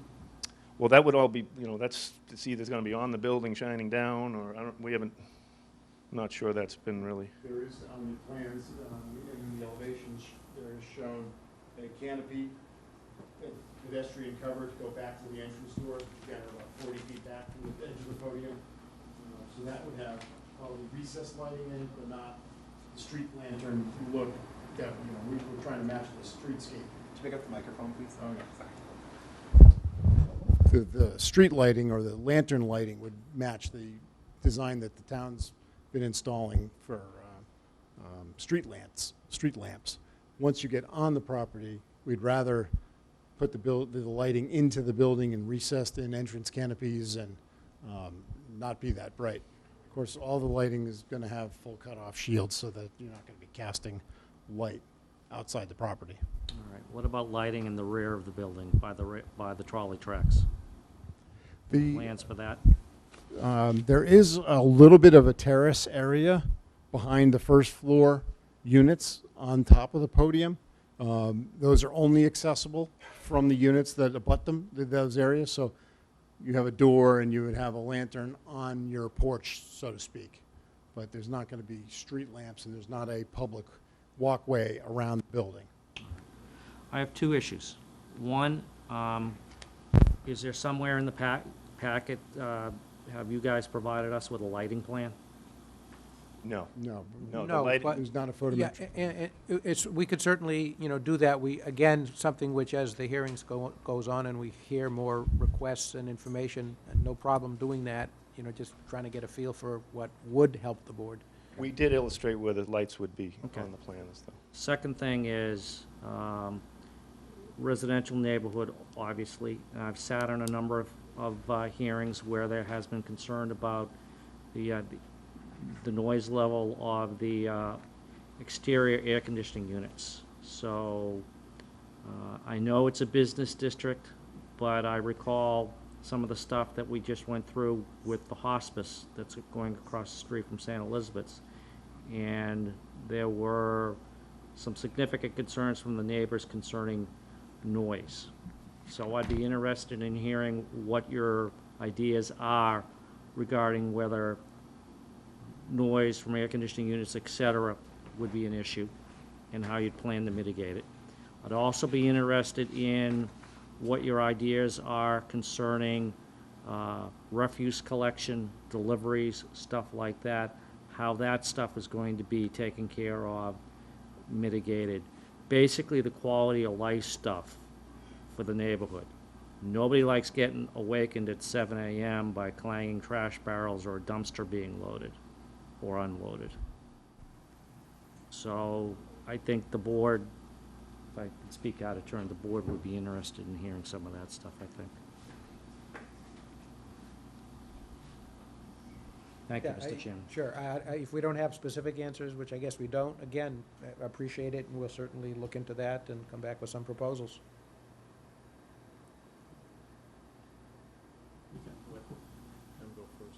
Please, can you pass the? Thank you. This is a question for the chairman. Steve Morash, Precinct 2, Town Meeting Member, 47 Standish Road. This gives us an opportunity here in this first 40B proposal here in town. I know there's a couple of more in the book, some a little larger than this one. I would hope the board would do some sort of a cost analysis of what taxes are to the benefit to the town of this versus town expenditures to support these 57 units and people that may be availing themselves of town services. I'm not sure how you do that. That's why you're on the Zoning Board of Appeals, I guess. But there are costs associated with this. Forms of new police officers, not only for this place, but also for that thing up in the Mews. Impact on schools, all those kind of services that we do here in town. So I think that's part of the whole package, and I would appreciate it if you could at least consider that as you make a decision. Thank you. I can only respond by saying a couple of things. First, I'm not sure necessarily that that's something that we should or can consider, but we don't have the wherewithal to gather that information. I mean, if there are members of the public who want to gather it and present it to us, it's not our function, frankly, to go out and assemble that information. To the extent it's relevant, it's going to have to be presented to us by someone, whether it's a town official, private individuals, consultants that private individuals engage, but we don't, that's not our function to do that. We're an adjudicatory board. We take in the information that's presented to us, we assess it, we weigh it, we make decisions based on it, but we don't go out and gather it ourselves. I can appreciate that, but I would just say that's an impact to this town as much as I understand clanging that. dumpsters at 7 a.m. and lights. Absolutely. I can tell you from experience that, and I'm sure Mr. Freeman can validate this, and in many cases, that's a big issue. People constantly say, well, what about our schools? I don't think schools is probably an issue here, because I don't think the target market for this is going to have a lot of school-age children. But those are issues that towns face all the time. But again, to the extent that it's relevant, to the extent that it's helpful in this analysis, the information has to be presented to us. We're not going to go out and find it. It's not our job. We shouldn't do that. That's not our function. Appreciate it.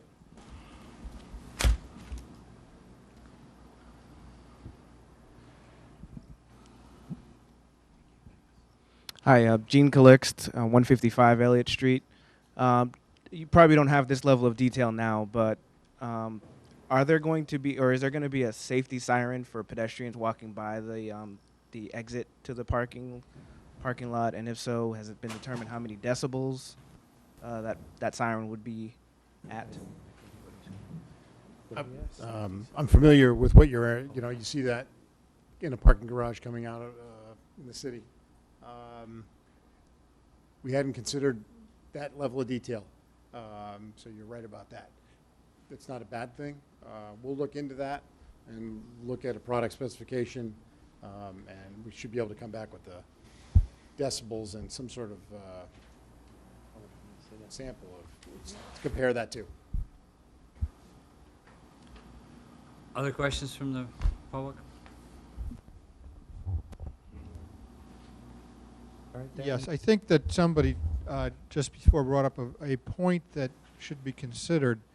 And we have a number of three-bedroom units going in here, and I don't remember what it is, 18 or whatever. Those three-bedroom units are going to have kids in them. People don't take a three-bedroom unit in a town like Milton if they don't have children. Is there going to be any space for those kids to play? We've got this beautiful podium, and we're going to park cars on it. Have we thought about what's going to happen? And some of the two-bedroom units are going to have kids in them.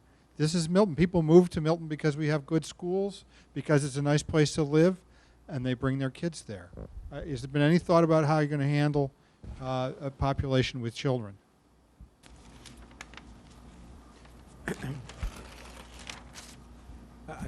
I don't have any specific response. There will be some. I have one comment in a minute about the reason that there are three-bedroom units.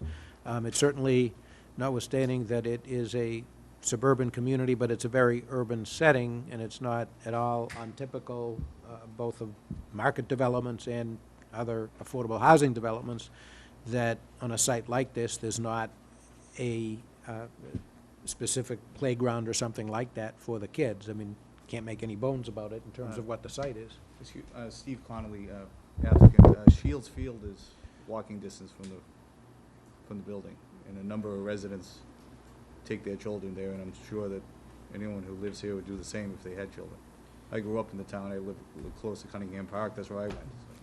So it's easy. And the only other point, just for both the board's edification and the public, is I think we would be satisfied that we could rent the building all to two-bedroom units, but the state, both MHP and the state policy through the Department of Housing and Community Development, DHCD, basically mandates that there be a certain number of three-bedroom units. So just so you know, it wasn't us pushing for them. It was basically, and it is still, the state requirement. You might just consider in this interim period that issue. Absolutely. No, Suggesting. it's helpful. We'll consider all these things, absolutely. Okay. Can you pass the, He has the mic. okay, I'm sorry. Go ahead. Again, this is Keith Mills. A question for you, sir. If I'm standing in the neighbor's backyard that directly abuts the property, I was there today, the very first building to the west, yes, and there's a 10-foot buffer, and I'm looking straight ahead, am I looking into somebody's window? And then how high up is it now? Is it 5 stories that I'm then looking to from there? The first 40 feet of the site, I'm talking about we're standing in the backyard. What am I Back here. looking when I'm looking east? well, right now, there's 3 or 4 trees that are one might be right on the property line, and 2 are definitely on this side of the line. So we're proposing to replant that whole line, probably replace the fence. Then, once you come onto our parcel, there's a 10-foot buffer, then the podium, which would be about 2.5 feet above existing grade there. Then the building is set back again, and then this portion of the building does rise 4 stories. Okay, So but you don't. 40 feet. So 40 feet. So am I going to be able, again, just because there's no one here representing them, the people who lived there recently passed away, and I know it's in, being looked after by the family in Lynn. I mean, are they going to be able, if they want to grow tomatoes, they're going to be able to grow tomatoes in the backyard? Are they going to be able to do that type of stuff, or is the building going to be so high that it is going to have some sort of effect on, the sunrise and everything else? I think that there's going to be some of that. Again, Chris started to mention summer sunrise is sort of in the northeast, winter sunrise is here. So by 10 a.m., there's going to be probably no shadow. I would say early winter mornings, there'd be some shadow in their backyard. That's without question. However, in the afternoon, no shadow. So. Do a shadow study for everybody? Yeah, I think we can.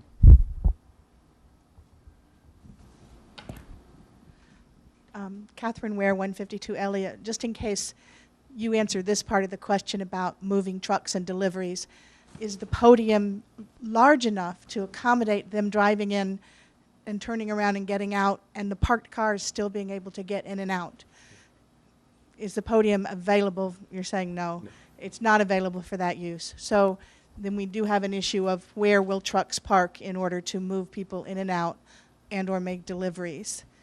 Particularly the beginning and end of months for rental units can get crazy. And there is a school bus stop. We were just talking about the first house to the west, the second house to the west. There is a school bus stop right there on that side of Elliott Street now. That may change if the children's population changes, but if there were moving trucks parked on narrow Elliott Street, no one would be able to see the children or the bus slightly further up the street. Now, that's an issue for traffic, but I wanted to make sure the podium was not of the same size that you could actually get a truck in and out of there. Okay. And the answer to that is no, yes? Jack nodded negative, correct. Okay. Then we're gonna get a trailer truck up there, turn around, and go back down, Jack first. That's Okay. Peter, do you want not to? gonna be Yeah, again, all these points we'll take note of, and we'll do our best to address them. Okay. I don't know if there are any more questions. Mr. Mullen has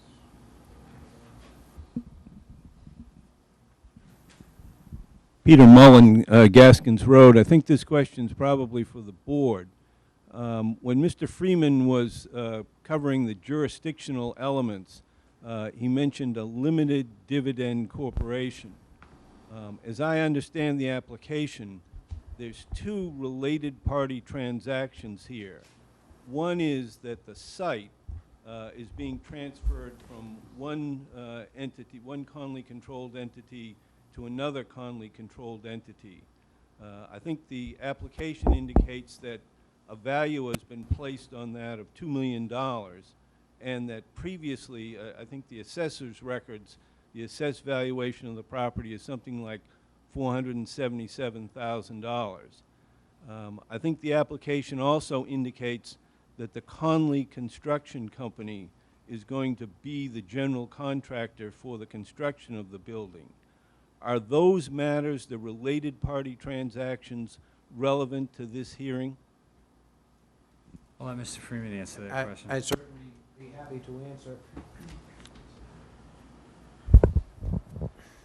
Under the 40B regulations and case law and state Department of Housing and Community Development policies and guidelines, there are factors related to related parties, but they're not a problem. It simply affects how the ultimate cost certification is handled at the end of the construction, number one.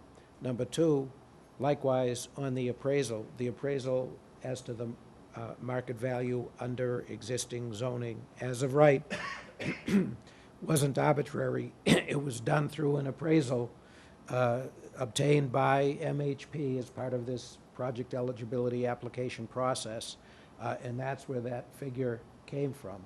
So the one we initially submitted might have been a bit off, but it was very close, and it was all reviewed by MHP, and that was part of their review where they determined that the project was financially feasible. So everything that we've done and shown on the financial was absolutely within the requirements of 40B.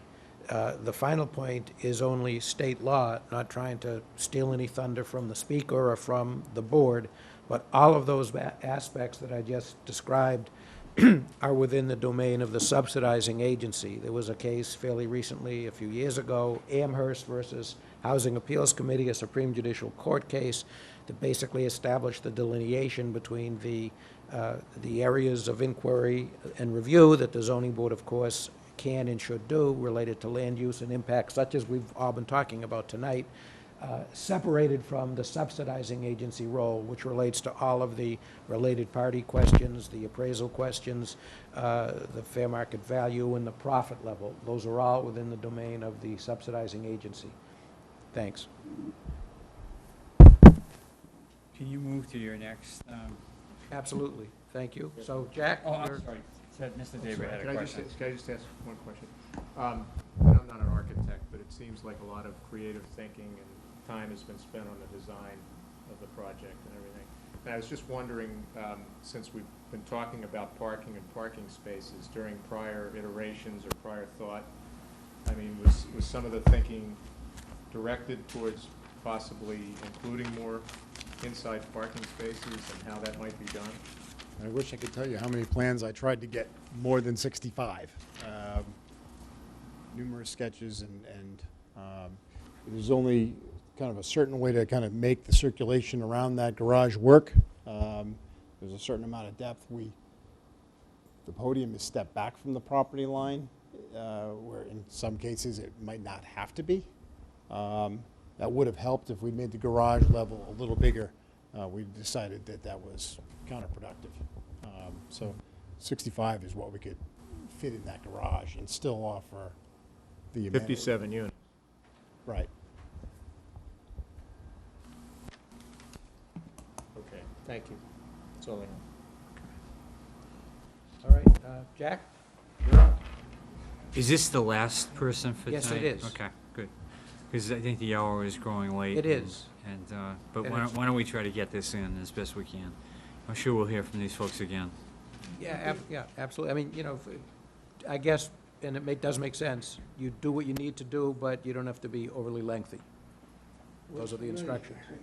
I think I'd like to be, just a quick overview, because I've been before, with people before, but I don't want to rely on that. I just want to go, what did I do this time, and what did I find? And I know it's going to go up for a peer review, so we can drill down as time goes on. Okay. But what I did at this point here is some of you know, I have been looking at the traffic in this area for a number of years now. I did the traffic impact report for 36 Central Street back in 2007.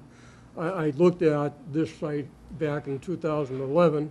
I did the traffic impact assessment for the Milton Hill House in 2012, in which case I did add in traffic that would be associated with the units that weren't sold at 36 Central Avenue, and also with the Brian Steele restaurant that was not occupied at the time. What I did at this level is I took the build condition roadway network volumes at the 2012 Milton Hill House. I subtracted out the volumes associated with this particular project. I brought that up 2 years with a normal growth factor of traffic that would have been growing just as a matter of time. And by the way, that also multiplier included traffic associated with the Milton Hill House. That was brought up, even though that was more site-specific. We did include that in the normal growth factor as well as the Steel and Ride. And then after we got to the base condition for 2014, then I went forward again the next 5 years with traffic associated with normal growth up to the year 2019. And then I added in the traffic associated with this particular project, which was based on the Institute of Transportation Engineers trip generation manual. And what that exercise showed was this particular project of 57 apartments, no commercial, that will have approximately 26 trips in the morning peak hour with 19 in and 7 out. And during the evening peak hour, it'll have about 98 trips with 45 inbound and 53 outbound, just being in that area. We did the capacity calculations looking at the levels of service at the Elliott Street, Central Avenue intersection, and found on Figure 9 that there was no change in letters level of service, although there was incremental increase in the amount of delay in terms of seconds. But the the overall levels of service threshold did not change. As far as the driveways coming out of the site, we looked at both the east side driveway, which is the garage, and the podium, which is more the west side driveway. And we found that although it won't change the levels of service on Elliott Street, which is free flow at an A level of service, they will have to wait about 11 seconds coming out of that, and that's a B as in Bob level of service, which is one step down. I'm not going to go through all of those levels of service. We can drill down through that as time goes on. But I also looked at the Institute of Transportation Engineers parking generation manual. And that did say for 57 dwelling units that they would require the 70 parking spaces, but they also recognized that the demand for parking spaces would be reduced by the proximity of the light rail transit at the rear of the building. And just anecdotally, I had done traffic studies for downtown Norwood, downtown Canton, downtown Franklin, 2 locations, and the ones that were right on the commuter rail, the purple line, they did not exhibit the same parking demand as ones that were not right on the commuter line. We also looked at the stopping sight distances on Elliott Street at both the garage and the podium level. And the 85th percentile design speed was calculated as 31 miles per hour. And the 31 miles per hour would require a stopping sight distance of 206 feet. And even though there is a slight crest or the slope, you can see over 350 feet, so you do have the sight distance going more to the west on Elliott Street. Obviously, you're not 300 feet away. You're barely the 200 feet away from Elliott Street. So, but they're not doing the same speed coming around the corner, leaving that intersection. So that would have had less of a requirement. So you do have the sufficient stopping sight distance. I also looked at the intersection stopping sight distance and to turn left out of the site with the vehicles coming at your right, you need a sight distance of 342 feet. And as I mentioned earlier, even though that's not a requirement, it's an intersection sight distance, not a stopping sight distance, you do have that available intersection sight distance as well.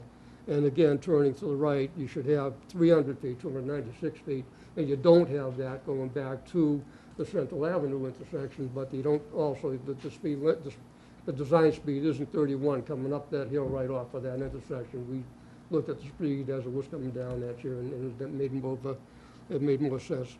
But I know you're all going to have this looked at, and I know that there'll be other questions from the audience at a later point in time. So I know they have questions right now. Maybe I can jot those down as well. Sure. I mean, people who are here tonight, if you have traffic issues or questions, please raise them now. We haven't heard from you yet tonight, so why don't we? I live right near there. I leave here right now. Opportunities is online. Before the new apartment building in front of Milton Hill House is online, and let me know how much luck you have finding a parking space. Because that is, Elliott Street is lined with cars Thursday night, Wednesday night, Tuesday night.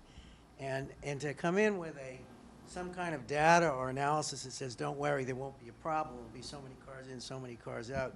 Just take a look, and you've got, 57 units, some of them 3 bedrooms, and you don't have but, 65 parking spaces, plus the other building down the road. I think it's preposterous to say there isn't going to be any impact on traffic. There isn't parking. If you live in one of those places and you come home at night, there's going to be no parking. And for those of us who live in residential neighborhoods, we don't want this to get built. And then I live on the corner of Brook Hill and West Side. We already have cars parked halfway up Brook Hill Road. It's full all the time. And I think that would be a tremendous impact on a residential neighborhood. That area is saturated. You've seen all the growth in town has been in one small neighborhood. I think it's having an impact, and I'd be very, very suspicious of any traffic studies. Use your common sense, go down and walk around. Thanks. Do you have care to respond? Other than I did not do a parking survey at this particular time. I think I had done one years ago, but no, I didn't do a parking survey. But other than to look into what the ITE requirements were, we did meet that level. but we did consider the traffic associated with the other project. We didn't get your name and address when you spoke, if you could. It's Paul Needham, I live at 7 West Side Road, and that's precinct 3. Well known to some, Mr. Needham, but not all. Any other questions? Yes, sir. Sure, again, Keith Mills. I mean, I don't know if it's reasonable to assume that 1.17 cars per unit is going to cover the density of what's going to be going on there. Now, Paul's brought up an interesting point about not being able to find a place to park, per se, when he's going home and the traffic studies. Well, you know, we own a little wine shop on the corner. If there's no place to park, people are just going to keep on driving by. And I mean, that's kind of, you know, the long and the short of it is we're not necessarily a destination store. And whether you're looking at, you know, Tina's across the street, you know, Plate next door, anything else, if there's no place to park, people will continue to go. You know, I invite you to come by, you know, on a Saturday, you know, and take a walk in the neighborhood. Now, the new apartment building across, or the new condominiums on Central Street, you know, everybody comes to visit them on Fridays and Saturdays. I mean, I can't begrudge them having visitors over, but everybody, now there's no parking spaces at all there. So what happens with the 57-unit building that, in my opinion, does have enough parking spaces that everybody wants to come and visit one day? Or everybody wants to come over for the holidays? I mean, there's going to be no parking for not only the people who want to come, but there's going to be no place for anybody to come and shop. And this is an area that's supposed to be developing, you know, for a nice industrial area, you know, for commercial and everything. I said, I just don't get it. You know, and again, I would say, you know, we can listen to the studies or whatever, but come down and walk around and see what it's like. You know, look at what happened to East Milton a while ago. We're in our 3rd or 4th or 5th plan trying to straighten that out. I mean, we really need to make sure we do this thing right, you know, coming out of the box. I mean, this unit is the linchpin of the neighborhood. And, you know, I think it has some really good upsides, but I just don't want to make sure that, you know, that we got this thing covered and we're not going to figure it out as it goes. Thank you. Thank you.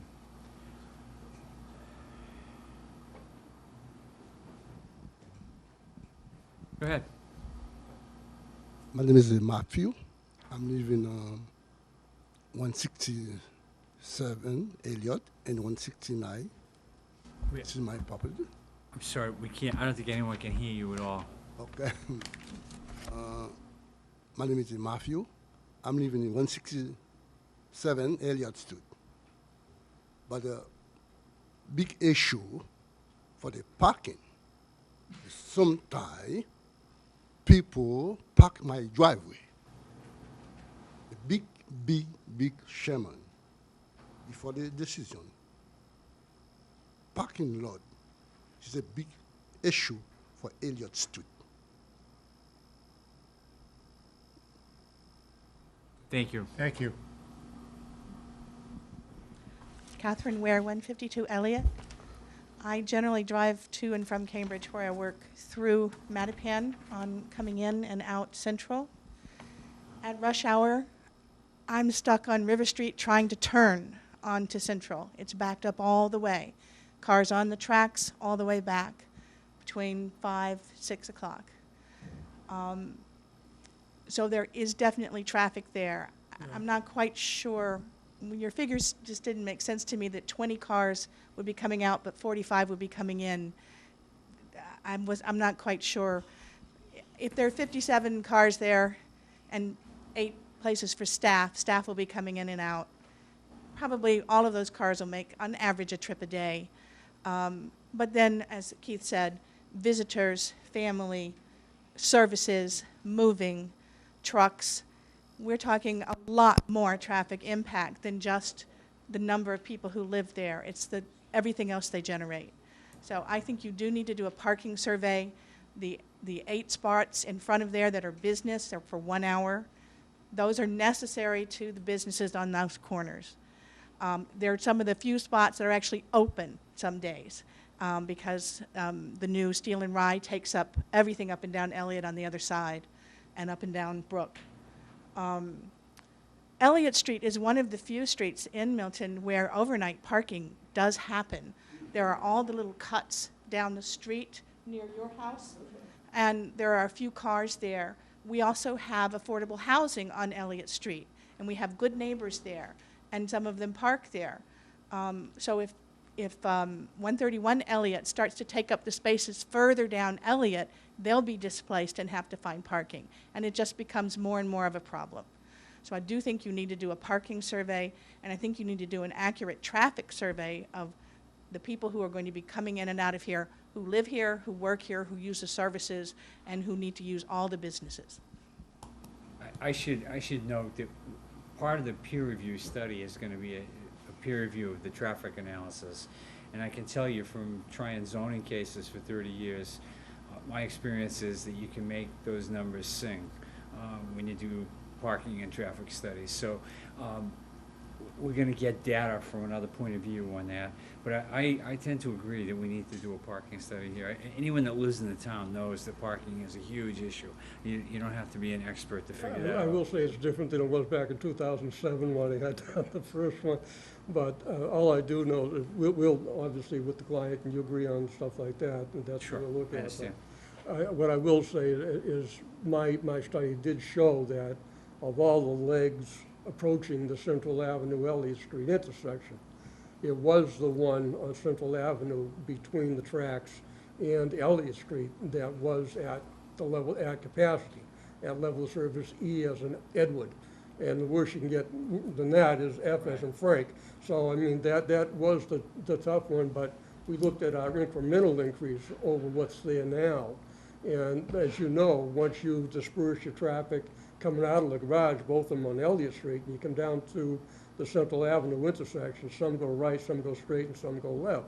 When you look at the incremental difference, it really wasn't all that much. I'm not trying to get you to agree with me tonight. It's just that I know that we are going to have the peer review and But it doesn't take a 2.5, I take it, even with, under your analysis of future conditions. Okay. It does not take it to a level of service F?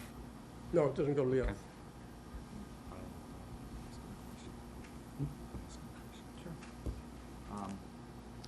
I'll be honest with you, I didn't understand one thing you said. And I'm sitting on the board.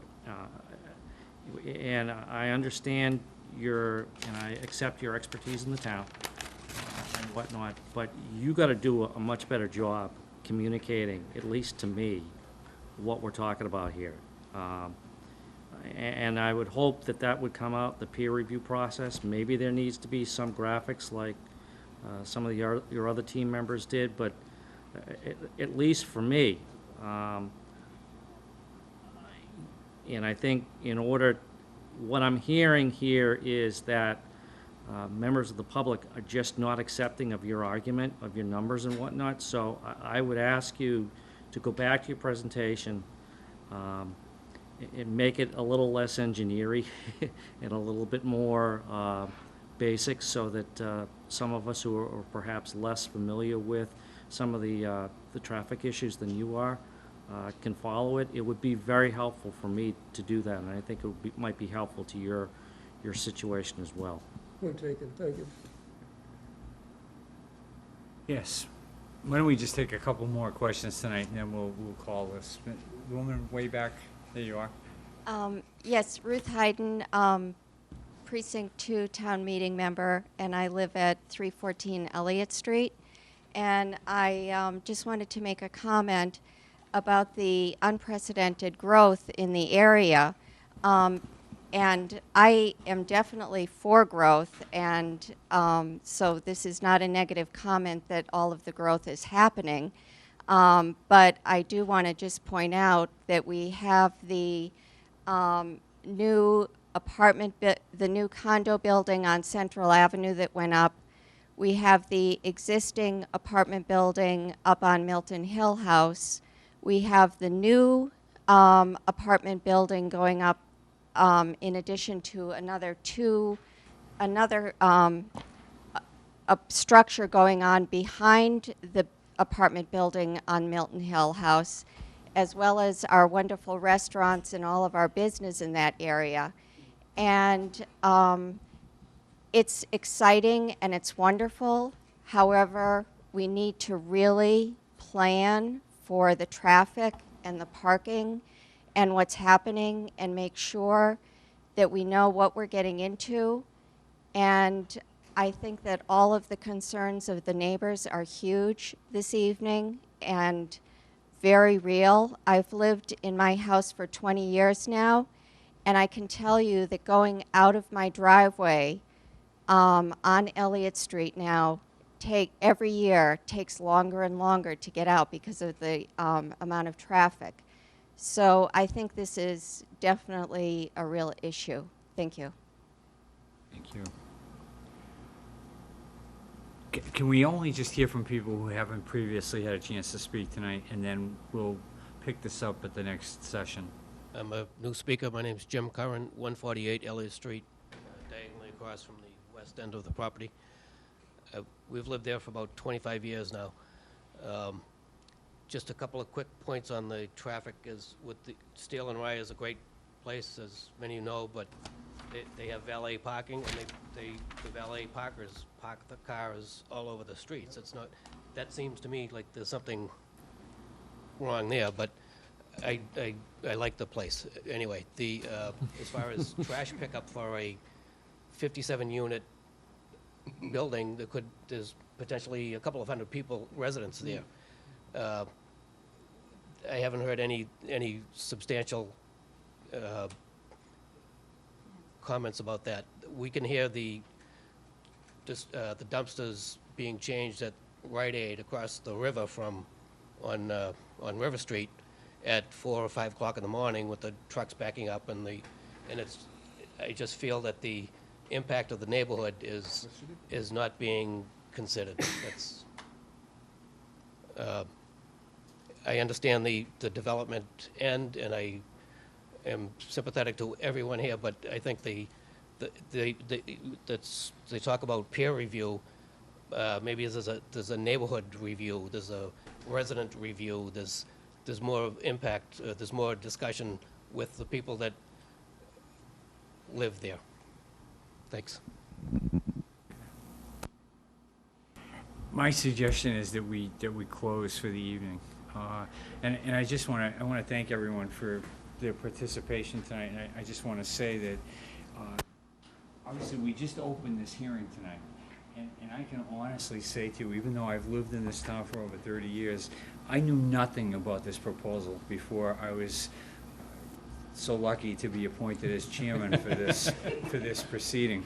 And so I come to this with no predisposition at all. I'm tabula rasa in terms of my impressions of this project. I don't have any, and that I'm going to use this process to form those impressions. But I counsel you all, if you have information that you want to present, then please present it, because as I made the point earlier, it's not our job and it's not our right to go out and gather information ourselves. It's not for us to go down and check out the parking and the traffic. We have to get that information presented to us in this adjudicatory process. It's important to understand that because that's our role. We're supposed to come to this as neutrals and take this evidence in and dissect it and figure out what's the right thing to do.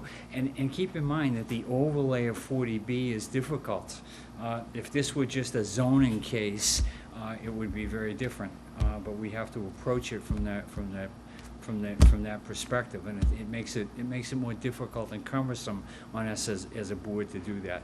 But we fully appreciate intuitively, without even having this hearing tonight, that traffic and parking are huge issues in that neighborhood.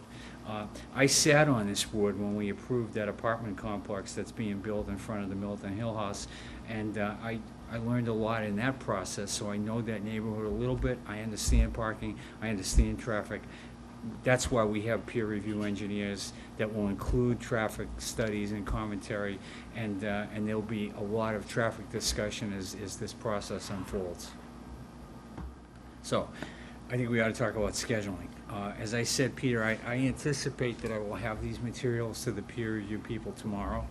I expect then that we would have a written report for them. Let's just say we're going to have it by August 31st, to be arbitrary. So we obviously would give that to you when we receive it. So my question for you is, how quickly after you receive it on August 31st would you want to have the next session of the public hearing? And by that I mean, would you want to have an opportunity to present a written rebuttal before the next session of the public hearing? Or not necessarily rebuttal, but a commentary? How do you want to deal with that? Sure, just thinking out loud, and team chime in, of course, but on the peer review on things like engineering, there's likely to be a letter that has X, Y, Z. Even with very capable engineers, I've never seen something that doesn't have some. So, you know, it would be best if we have a chance to write a response to that review, number one, so we need a little time for that. Number two, on any other type of review, I don't know if it would immediately include traffic. You know, Jack would need some time as well. I don't know if there's going to be any, you know, critique on architecture. That's probably perhaps some discussion rather than anything that takes a lot of time to write up. All of that said, my thinking would be that, you know, in the range of 2 to 3 weeks is necessary, so that means, you know, mid to late September, I would say would be the reasonable time to give us, to respond. Does that make sense? What kind of dates do you have, Mary? 23rd, 16th or 18th would be too early? I think 23rd is probably a good date. It is, because one thing that's Oh, definitely. you know what, I have a trial that starts on the 22nd, so that's not a great time for me. I'm not available the week of the 16th. It's a vacation. What about that's the following week, like around the 30th of September?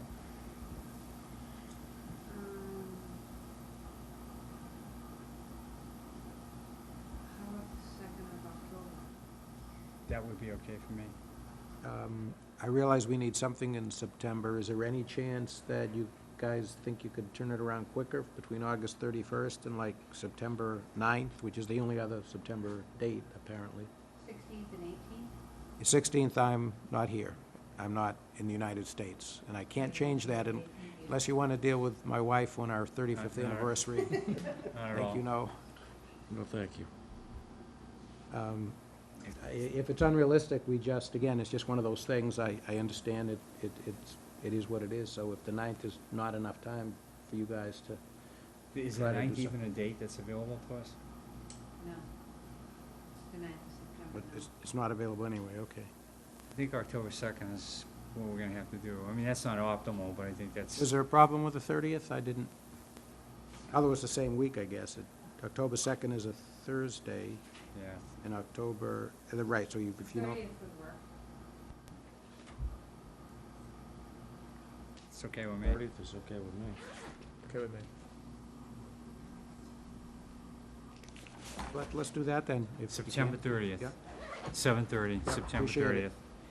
And Peter, will you coordinate with Mary to be sure that the MBTA gets the certified mail notice of? Thank you, yeah. We'll have plenty of time to do it, but we'll just, you know, I think, I'll talk to you, but probably the same legal ad, but obviously change it, the cover letter or something that gives the date and place of the hearing. Okay. Yeah. So the meeting, the public hearing will be continued until September 30th at 7:30. And hopefully, and I would expect that I will ask Janet from Horsley and Witten to be present that evening, and maybe there can be a dialogue between experts at that point. So, thank you all for coming tonight. I appreciate all of your comments and your interest, and thanks to all the presenters. Thank you very much, appreciate it.